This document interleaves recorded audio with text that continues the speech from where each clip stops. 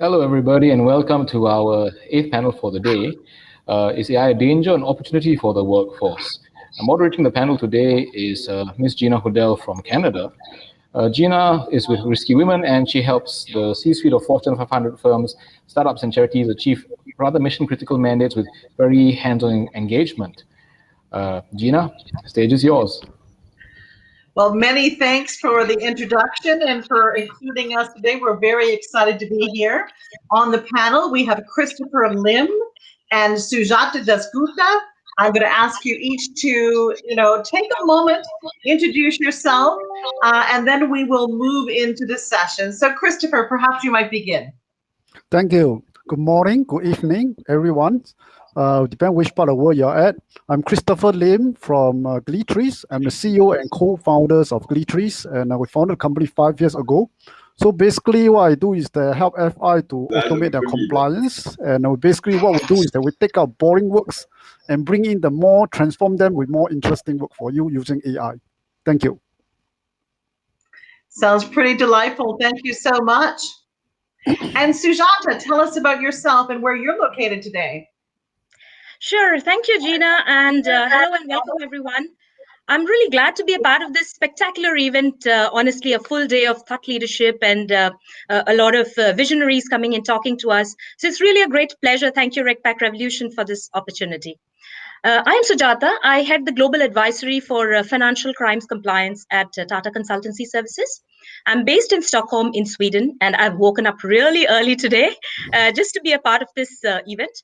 I've had a career spanning over 2 decades where I've been part of the banking industry, the IT services, and now I'm into IT and management consulting. And my focus area has always been the entire spectrum of financial crimes compliance, from KYC to sanctions, anti-money laundering, fraud. And now we hear that space has been expanding, as we all know. I'm extremely passionate about this space. So apart from having worked in 7 countries in US, UK, Europe, and Asia in this space, I'm also a prolific writer. I do a lot of research. I have a column, and I've recently won 2 international awards as well for my work in this space. So I'm really excited to be a part of this panel and look forward to interacting with you all. Well, thank you for that. It really is a brilliant panel. Look at the balance that we have and the experience that we have and the global presence that we have. So again, I'm Gina Hudel, and I'm actually joining you today at 1:30 in the morning in Toronto, Canada, where we're still social distancing. I'm here in my capacity as an ambassador to North America for Risky Women. You may have been part of the call earlier when Kimberly spoke about Risky Women, but I'll just quickly say that we are a global network connecting, celebrating, and championing women and their allies, so men as well, in risk, regulation, compliance, and ethics. And we do this via events like this, virtual, and hopefully one day soon in person again, podcasts, and in support of our shared community, including our respected peers here at RegTech Revolution. And we're just honored and delighted and lifetime supporters. So thank you and congrats to everyone for putting this together. So we will welcome your questions after our panel speaks. First, we're going to share our point of view on the dangers and opportunities for compliance and professionals, but only after we've spoken of AI potential and limitations in compliance and the future of compliance. We're hoping that this will be a practical panel as well as a philosophical one, so that you'll leave with some tips along the way. And I will begin with a question that will go to Sujata. But before that, I'd just like to mention that in the States, the Americans just announced their first ever AI czar, and it happens to be a woman. Her name is Lynn Parker. And in her first interview, and this is interesting to me because we just followed the education panel, and we're so sorry that we missed the education panel because we were backstage getting ready, but we did speak with them in advance. And we trust it was as interesting as we anticipated it was going to be, because they had great ideas of what to talk about. She says that there's an increased need for education and training so that people know how to use AI tools. and that they know sort of what the capabilities are, so that they don't treat AI as magic. And that is certainly a theme, another theme that has come today, the need to sort of demystify AI and talk about it practically and really understand the capabilities. And so, Sujata, I come to you now, and I would like to ask you, and maybe we'll say maybe your top one, two, maybe three, depending how much time we have and how long your answers take. But what are your top realistic benefits from your point of view of AI in compliance that are already happening or potentially will be happening with our teams? Sure. Thank you, Gina. And that's a brilliant question, because unless there is a benefit, no financial institution would want to implement it. And we have seen that AI has been adopted even in financial institutions in a lot of areas. But the compliance space it's a heavily regulated space, very sensitive function, and that is why one needs to tread with caution. So, to your question, uh, why is it important? What is the benefit that one would derive out of it? So one of the priority agenda areas of any financial institution is to stop criminals from using the financial system, from using banks and institutions for money laundering, for fraud, for other heinous crimes like drug trafficking, slavery, and so on. So that remains one of the top priority agenda areas of any financial institution. Now, the compliance function in banks, as we now know, they are mostly, they are using mostly traditional systems and heavily dependent on manual intervention. Now, with AI, I believe that there will be a significant impact on this function in terms of effectiveness, that is, catching the right criminals, and also on the efficiency, that is, catching them quickly, much earlier in the cycle. Of course, cost implications will follow if you're able to do these two things. Cost implications will follow, so there will be a reduction in cost. But I think the primary benefits would be having a very effective detection, investigation, of course, prevention, detection, and investigation, and efficiency in terms of doing it faster. Because with AI, if there is so much of automation, your manual intervention gets reduced. So obviously there is a lot of speed involved, and you save a lot of cost in that whole process also.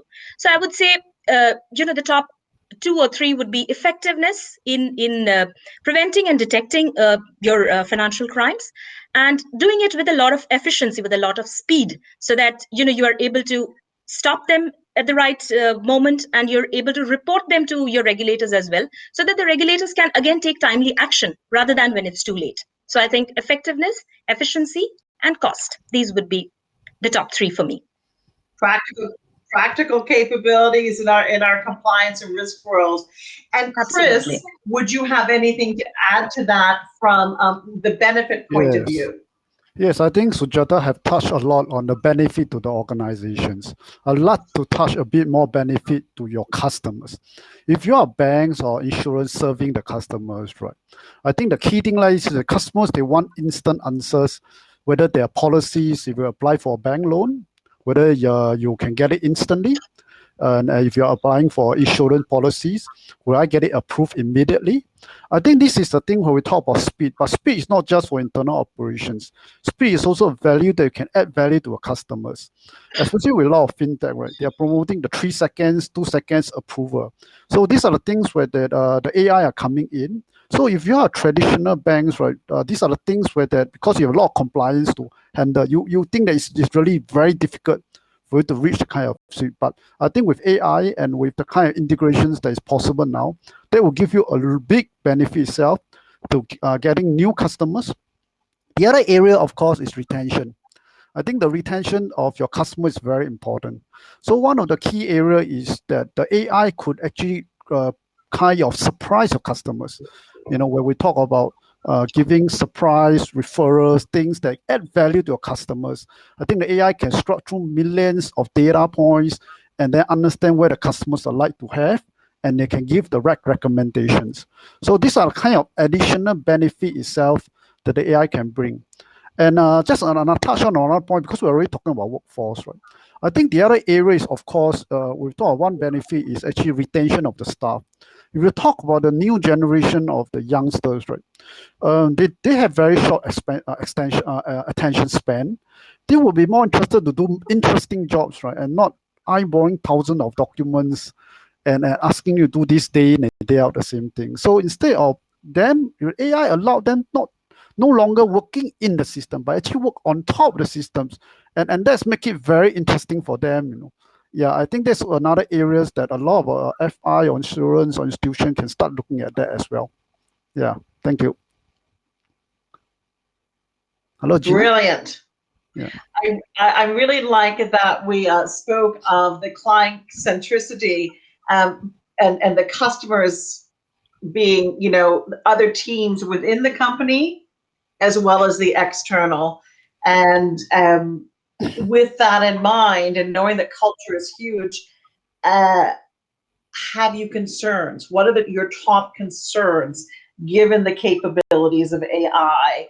How we're using AI now, how we might be using AI in the future, and again, wearing our compliance risk hats. I'll ask Sujata that first. Okay, I think AI depends a lot on data. So we have moved past that stage where institutions have done their initial exploration, their pilots, the initial POCs, and there we have realized that unless you have very good quality of data, your outputs would not be commensurate. So obviously, data remains one of the big challenges in most financial institutions as of now. So if we are to transition completely to AI, data remains one of the primary concerns. It needs to be cleansed, remediated, refreshed, do whatever, but your customer data, account data, transaction data, your counterparty data, all of these data needs to be in very good in very good quality. So I think data quality remains one of the primary concerns. And then, of course, I'm sure Chris will talk a lot about the technical aspects of, what could be the concern. So I'm not a technical expert myself, so I would focus myself to the functional and the practical aspects. So while I think data is one of the primary concerns, we have also seen that because these models are learning from humans, so there is quite a bit of bias coming into these models, as we have been reading a lot of reports that these models are giving lower credit limits to say certain gender, for example women, or they're labeling certain people of certain sections or certain ethnicity. So I think if we have to use AI at a larger scale, then these kind of concerns need to be addressed a lot. I mean, removing biases, bringing in fairness, I think these need to be addressed to a large extent. I think Chris can give a lot of more technical details around it. Okay, I think one of the things that people always tell me, how do you actually prevent AI from having bias? So actually, the first thing that I think for a lay person, you need to understand how do the AI actually come out the rules. The AI actually come out the rules by looking for a pattern in your data points. So the thing like here is that I think one of the areas that we have this role we call the data engineer. He's the role who actually go around collecting the data and ensure the data are cleaned properly. And I would say that the key thing before to prevent biases, right, is to have what you call a balanced data. So what is balance, right? Balanced data means that you collect data. Let's say that, for example, if you are predicting a risk profile, then you really need to segment your data set into equal amount and ensure that when you look through the data set, right, and you only can deploy the model when you are confident enough that when you apply this, whether to different race or even different skin color or different kind of a background, right, is actually don't have the it actually is giving you the right probability and not having bias because your data set are kind of skewed to one kind of race or kind of job itself. I think this is one very important factors to look at. The other area, of course, that we come in is that when do we know, right, that the softwares or the models are really not working or is biased, and this is require a lot of testing. And we always say that this is where the AI actually will mask certain data that not be seen by the model, so that we can actually test it. Of course, the next thing we're looking about is the explainability of data, and also whether the data, the model along the way, right, is there a drift? We call it AI drift. Means that maybe you have the existing customer profile or the population may have changed, or there's a significant big event like now we have the COVID, everyone's staying at home. The profile of your customers may have changed, and you may have to stop the model now, but go back and relook at the basic again. So these are things that it requires certain judgment and environment feel. I say the gut feel that a lot of times, right, we have to be on top of the model. You cannot totally just depending on the model. You need to check and do sampling tests of the model to make sure that it's still working as it is. So this is a good way to one of the concerns that a lot of organizations should have. So that we can then trust that we have a good tool, and this tool is really helping us, helping the organization, and also helping our customers. Very interesting points of view here, the business point of view and the technical point of view, looking at the root cause of some concerns of capabilities as well as advantages of capabilities, what those capabilities are. I mean, I think that we've taken away some of the magic. We've been pragmatic, which is what we're hoping to do as we evolve this discussion and get to potential dangers and impact of AI on the compliance workforce. So may we move now towards what we think of the future of compliance. The future of compliance is impacted by many things. AI, one of the factors, but we're not in isolation. There are global events going on and other discussions going on with regulators and peers and with the economy. And what I'd like to do is look at this from a macro perspective with the future of compliance, and then a micro perspective. Sujata, I'll start with you again, and then Chris will come to you.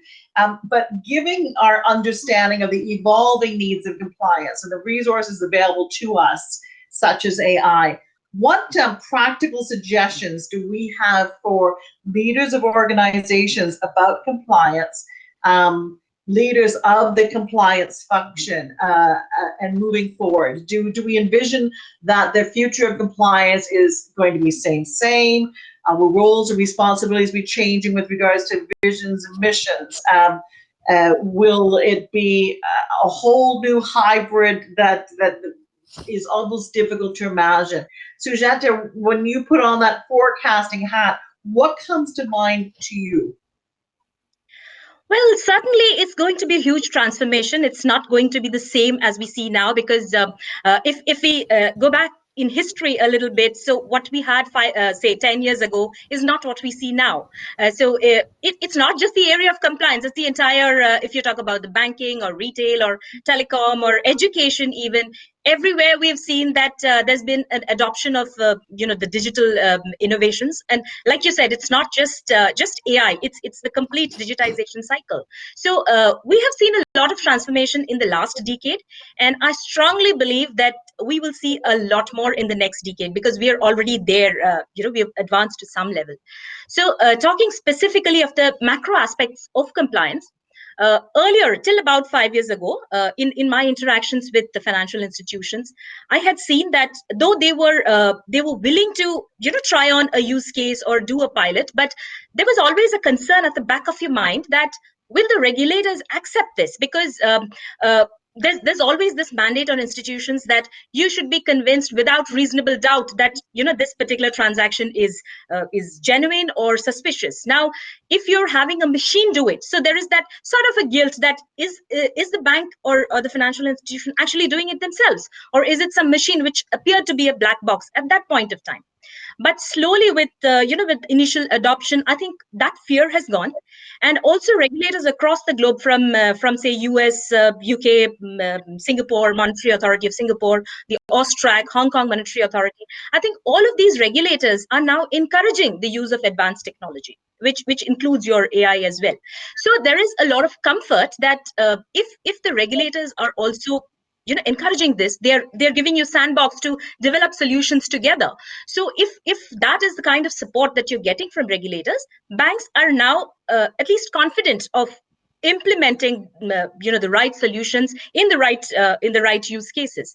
So I think that adoption is certainly growing. And I, like you said, put on your prediction hats. So I do predict that the compliance in the next decade, so if we meet 10 years from now, we will be having a completely different discussion, I believe. Also, specifically around the use of AI, now that we know that regulators have opened up to all of these advanced technologies, and like Chris also mentioned, some of the concerns, the dangers that just using AI could bring it. So human oversight always has to be there. Now, even while you use AI, till now, there was no guidance, there was no regulation as such. But now that it is featuring, it's coming heavily into this compliance function as also. Now, this area is also starting to get regulated, because we have seen the first sort of recommendation, or the paper which has come from the European authorities, the EU guidelines on ethical AI. So I think, as we have seen, Europe has always been a front runner in all these kinds of path-breaking regulations. For example, if we talk about GDPR in the past, if we talk about having the UBO registries in the past, or all of these regulations. So we have seen EU, being the front runner, leading the way, and then there are other regulators also who have followed suit, maybe with a little bit of lag, but AI is now going to be regulated, and we know there are those risk categorizations of the kind of AI solutions that that an institution looks to implement. So the 4 risk categories of unacceptable, high, limited, and low. So I think if we look at the macro perspective from an institution level, these would be the new kind of considerations that would come in, because till now, a compliance function would be looking at the 3 lines of defense, and what does the first line do, what does the second and third line do. Now you have an additional aspect of what should your AI do and what your AI should not be doing. For example, getting into the privacy aspects, your identity details, things like that. So I think there is a lot that is going to change at the regulator level, of course, and then also at the institutional level. Things like, how do you work along with AI? So AI is not going to do the work for you, but it's certainly going to be a very strong enabler for your function. So I think that would definitely change the way that compliance is seen in the bank today. So maybe Chris, you would like to add something? Speaking that as an enabler, certainly talk that that I hear in the circles when I'm chatting with colleagues around the world. If we're enabling, this seems to be offering greater strength to compliance and risk, is serving as advisors. So less as the know people and more as the colleagues who are there at the very beginning when we're starting to develop a new product or a new policy, or just some sort of transformational project, and being seen as colleagues who can add value and integrity. And wouldn't that be just a pleasurable way to go into work in the morning, not thinking that you're just going to be the no person all day long? Yeah, I certainly hear that. Now, the time is just flying by, and how brilliant is that? Because that means it's been a great discussion. So, Chris, if you wanted to add to the macro perspective, thank you for that, Sujata. I'm happy to hear that. And what I really want to make sure we get to, because soon we need to get to the really looking at the dangers, because that's the next thing after this.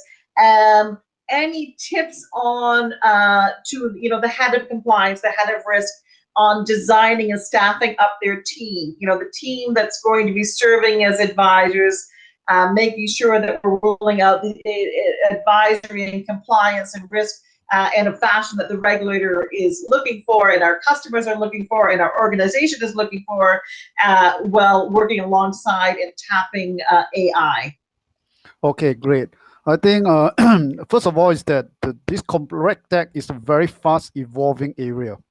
And I will recommend staff that it's good, because when you talk about RegTech with AI and compliance, you really need both sides of the skill sets.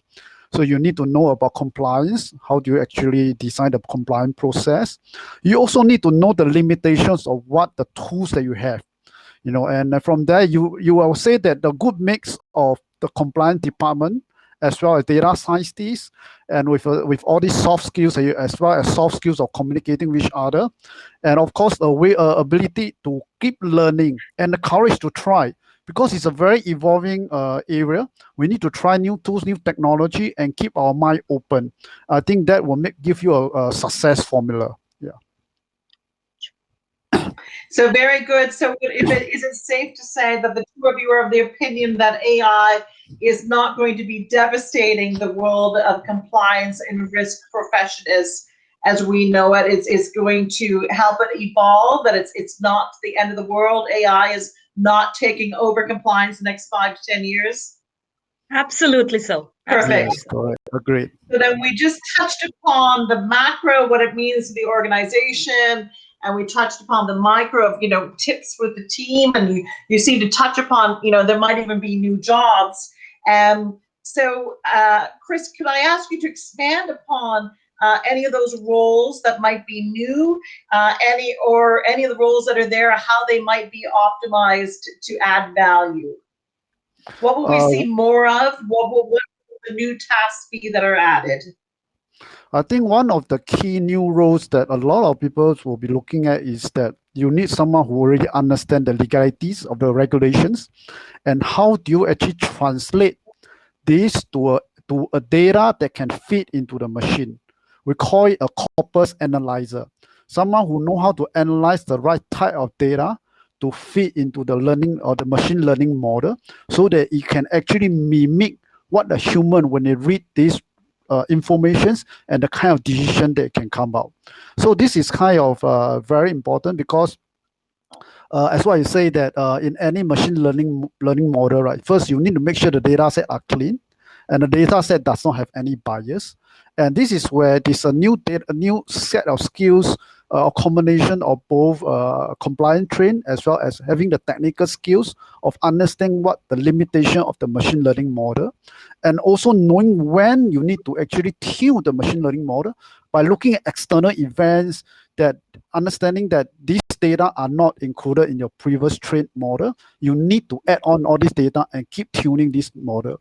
So in a conclusion, I would say that the future job will be example of, I use the banks as examples, right? We have more ATMs we may have more ATMs coming out in the world, but yet the banks and financial institutions have been hiring more people. Their job have been transferred from doing the job of transaction to a high value added job of doing consulting. But this consulting is not just consulting the human, but you also consulting the AI model. So you are actually a trainer or the mentor to the AI.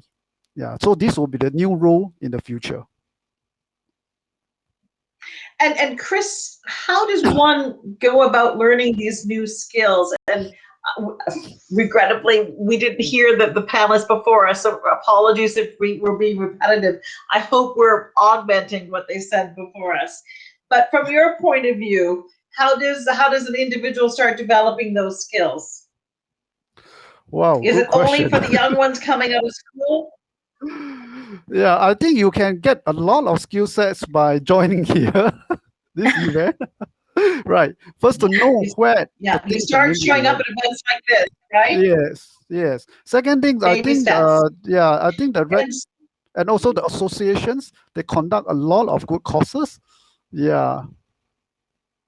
And the other areas, if you are very good. more advanced, in Singapore, there is this called IBF. They conduct very good courses. Yeah, in this area, Singapore Business, IBF itself. Yeah, under which actually managed by MAS. Yeah. Yeah, a wealth of talent on all the panels today. Everyone has a network of their own, and huge respect to RegPack Revolution for offering this, as well as the other programs that they have in their curriculum. And you gotta know that they're always brainstorming on the next opportunity. Sujata, practically in your world, how are your colleagues starting, continuing with their lifelong learning? You can't be working in our world and not be doing lifelong learning. But how are your colleagues honing their skills? Well, I would say, like you both discussed that, this compliance function. Again, I talk from business perspective that the compliance function is changing. I mean, you cannot be complacent that I know my area, I know how to investigate an alert, so I should be, not bothered about a job. Well, as we know, that is changing, and we will have these machines, these algorithms, only helping us to do our jobs better. So we don't need to be scared about it. A lot of the efforts of our compliance colleagues who are working on the operations side is definitely going to be done by these machines, but it's only going to help you do your work better. So if you were investigating an alert which took you 30 minutes earlier, it may take you just 5 minutes now. So what is what has cut down your that effort? It's because these algorithms, these machines, they have gone around and collected all the data for you. They have done the visualization for you. So it is presented in a format which now you need to look at and analyze and then just give your decision. So that's why I said from 30 minutes it has come down to 5 minutes, because and like Chris also mentioned, that it's the quality of work that goes up. So it's not the monotonous routine data collection spreadsheet work that you would do now. You would have to focus more on the decisioning, which requires a lot of analytical skill, looking critically at the data. So it's a lot of intelligence skills that would you need to focus on. So how one needs to prepare for in again from a business perspective is, while you need to keep learning on what are the new regulations, what are the nuances, because regulations are not going to stop because there is an AI. We have global regulators, we have local regulators. Sometimes they are in harmony, sometimes not. So you need to have the continuous knowledge of those evolving regulations as well, and that is what is going to keep you employable and valued as an employee. But along with that, you should also have to learn how to use these machines, how to use these solutions, because if say a bank has implemented say a network analysis solution using graph technology and all the nice things, but your employee does not know how to use it, so then it does not fit in well with your whole operating procedure.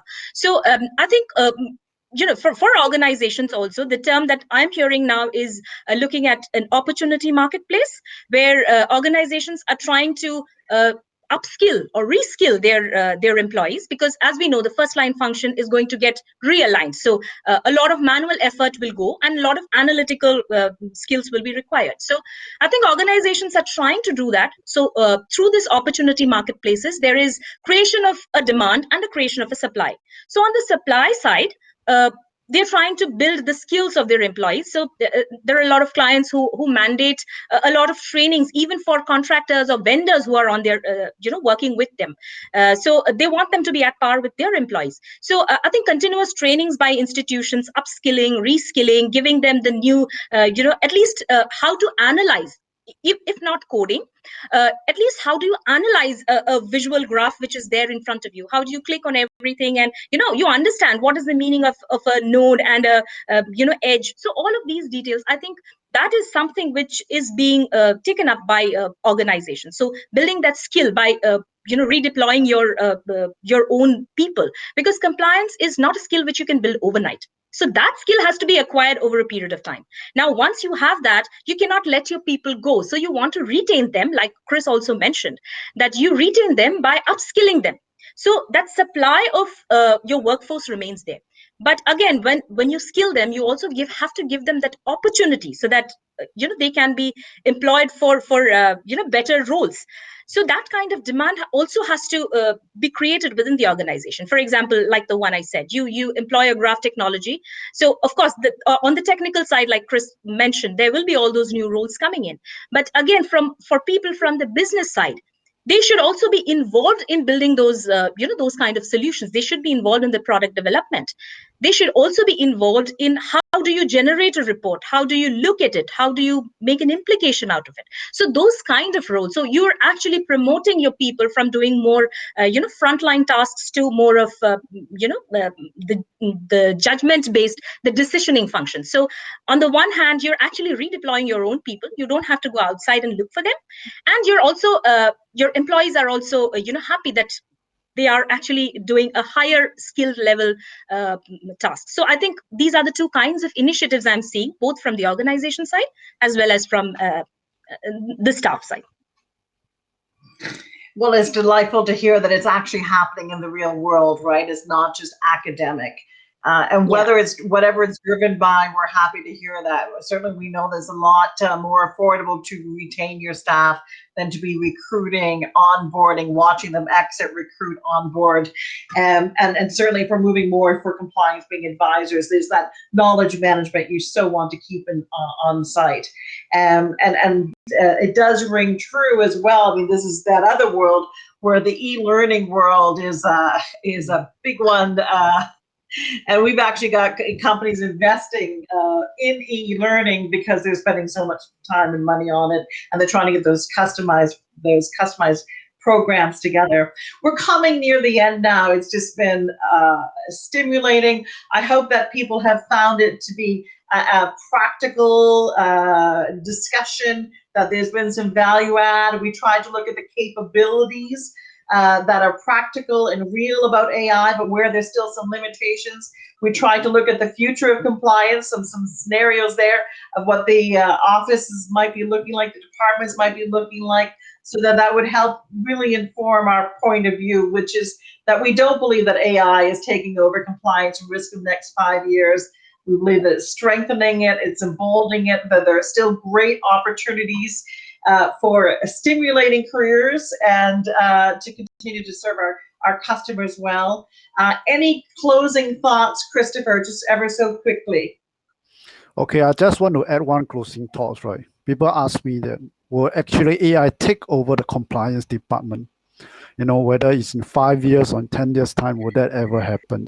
I just give a very basic understanding is that we must understand all these regulations, right, are actually designed for humans. A machine is not a human, and it will never understand a human because it's not a human, right? So the key thing lies here is that we should keep our mind open that these are new tools that are available for us to add value to our job, to add value to our customers.